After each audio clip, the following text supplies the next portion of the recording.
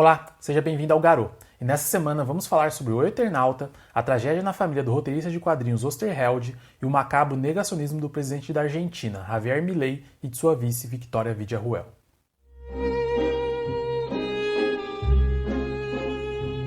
Em abril de 2013, Villarruel fez um tweet atacando a família do gigante Hector Osterheld, um dos maiores roteiristas de quadrinhos de todos os tempos, ligando ele e suas filhas a atos terroristas da guerrilha urbana de esquerda Montoneiros, onde muitas fontes que consultei afirmam que Osterheld exerceu o cargo de chefe de imprensa da organização. Bem como vimos nos últimos anos aqui no Brasil, Milei e sua vice tentam minimizar o impacto da ditadura argentina ao diminuir drasticamente o número de mortos, dizendo há pouco tempo que o número de desaparecidos durante a ditadura foi um pouco maior que 8.000, enquanto que levantamentos feitos por organizações de direitos humanos estimam que a ditadura deu fim a aproximadamente 30.000 vidas. Milei se utiliza da falsa simetria que também já vimos ser utilizada por aqui, afirmando que o Estado argentino enfrentava uma guerra e que, sendo assim, excessos foram cometidos, meio que tentando justificar os assassinatos com base na ótica da guerra justa, na qual o Estado, detentor do monopólio da violência, teria o inimigo à altura nos grupos guerrilheiros. Agora, olhando um pouco para a história da Argentina, o país teve 4 golpes militares provisórios e 2 permanentes, sendo o último aquele que daremos maior atenção por ter sido nele onde ocorreu a tragédia dos Osterheld e que durou de 76 a 83, após a deposição da presidente Isabelita Perón, a terceira mulher de Juan Domingo Perón, o mítico presidente de onde nasceu o movimento peronista. E vou utilizar como fonte principal para este vídeo o livro do professor Paulo Ramos chamado Bienvenido, um passeio pelos quadrinhos argentinos, que tem um capítulo dedicado à trajetória de Osterheld nos quadrinhos e outro dedicado a uma entrevista que o autor fez com a viúva de Osterheld, Elsa Osterheld, em 2009. Hector German Osterheld foi um gigante dos quadrinhos argentinos, concebendo obras ao lado de desenhistas que marcaram a história dos quadrinhos, como Alberto Breccia, com quem lançou Mort Cinder, Che e Sherlock Times, e ao lado de Hugo Pratt, criador do Corto Maltese, Osterheld lançou o clássico de guerra Ernie Pike. Só que foi na parceria com Solano Lopes que Osterheld lançou um dos quadrinhos argentinos mais conhecidos ao redor do mundo, O Eternauta. O Eternauta começou a ser publicado em 1957 na revista Hora Zero por Osterheld e Solano Lopes, que retornaram com uma continuação direta da história original em 76, ano do golpe militar na Argentina. Osterheld chegou a lançar uma versão do Eternauta em parceria com Alberto Breccia, numa versão que teve de ser resumida em 2 capítulos por conta de um cancelamento repentino, tamanho incômodo que a obra passou a causar, já que nessa versão de nome O Eternauta 1969, a invasão dos extraterrestres só acontece nos países pobres, que foram entregues para os invasores por meio de um acordo com os países ricos. Os 2 volumes de Eternauta já foram lançados aqui no Brasil pela Martins Fontes e retornam nos próximos anos pelas mãos da editora Pipoque Nanquim, enquanto que Eternauta 1969 foi publicado aqui pela Comic Zone. Mas infelizmente, todas as versões se encontram esgotadas e só dá para achar por valores salgados na estante virtual ou na Shopee. Em O Eternauta, o personagem principal é Juan Salvo, um viajante do tempo que vem do futuro e se materializa em frente a German, um escritor de meia-idade que é nada menos que o próprio Osterheld que se inclui na história. Juan Salvo se autodenomina O Eternauta e passa a contar a sua história durante a invasão de Buenos Aires por uma raça de extraterrestres que vai ocorrer no futuro da Argentina. Esses invasores recebem o nome de Eles, dados pelos próprios protagonistas, e agem nas sombras por meio de nevascas que matam ao entrar em contato com a pele e por meio também do controle de exércitos escravizados de outras raças, como os Gurbos e os Cascarudos. Em nenhum momento vemos os Eles se revelando e para manter o controle dos Gurbos, dos Cascarudos e dos humanos que são capturados e controlados,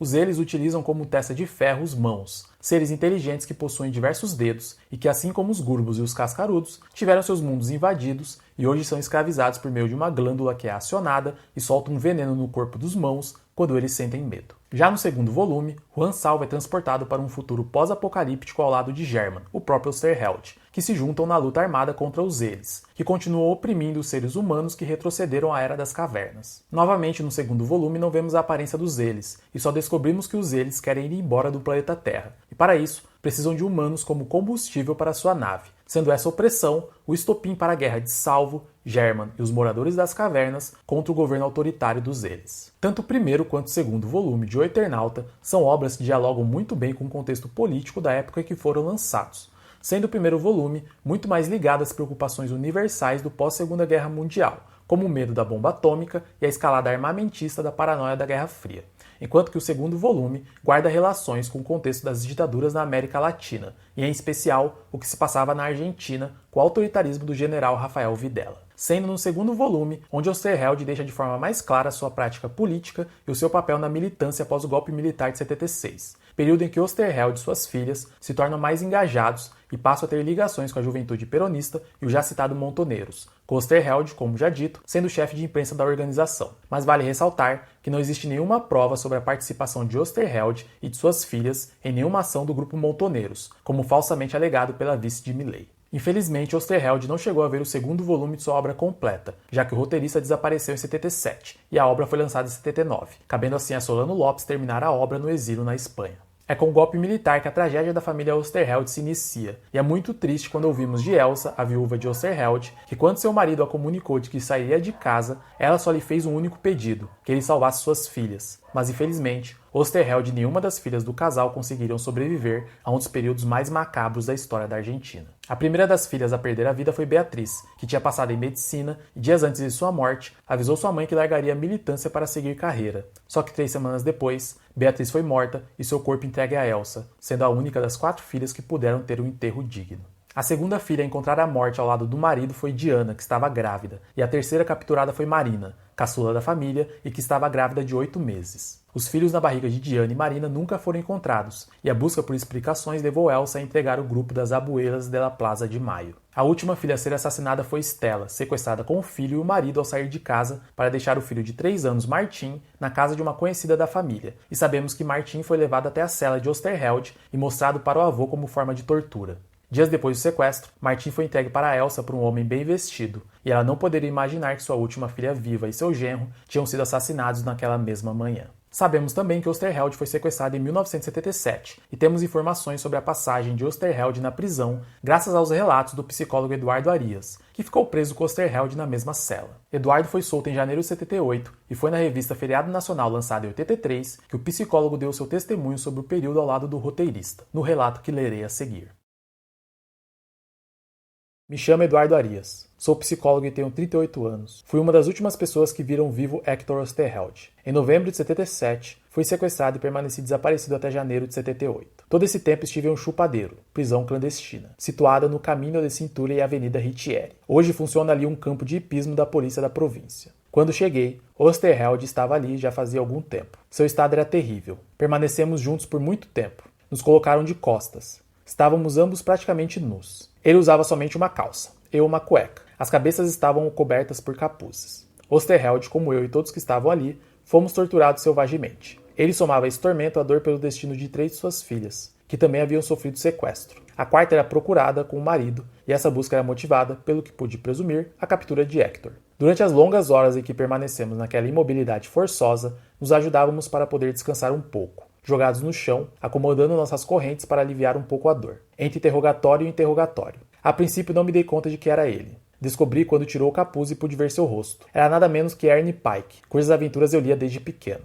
Claro que o Ernie Pike muito mais fraco. Durante as poucas oportunidades que não éramos vigiados, conversávamos sussurrando. Ele me falava um pouco de suas historietas, de seu trabalho, e às vezes jogávamos mentalmente xadrez, cantando as jogadas. Um dos momentos mais terríveis foi quando trouxeram um pequeno neto de Héctor, de 3 anos. Dia 14 de 12 de 1977. Essa criatura foi recolhida depois da captura e morte de sua quarta filha e do genro de Héctor, e o levaram àquele inferno.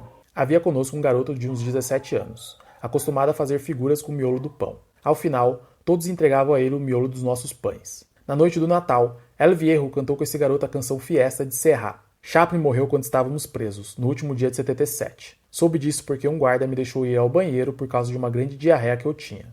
Afanei algumas folhas de jornal que tinha lá e as levei escondidas. Lendo, fiquei sabendo da morte de Chaplin e comentei. El Viejo se comoveu. Disse que gostava muito de Chaplin. Uma das lembranças mais inesquecíveis que guardo de Héctor se refere à noite do Natal de 77. Os guardas nos deram permissão para tirarmos o capuz e para fumarmos um cigarro. Também nos deixaram conversar entre nós por 5 minutos. Então Héctor disse que, por ser ele o mais velho de todos os presos, queria cumprimentar um por um os que ali estávamos. Nunca esquecerei aquele último aperto de mão.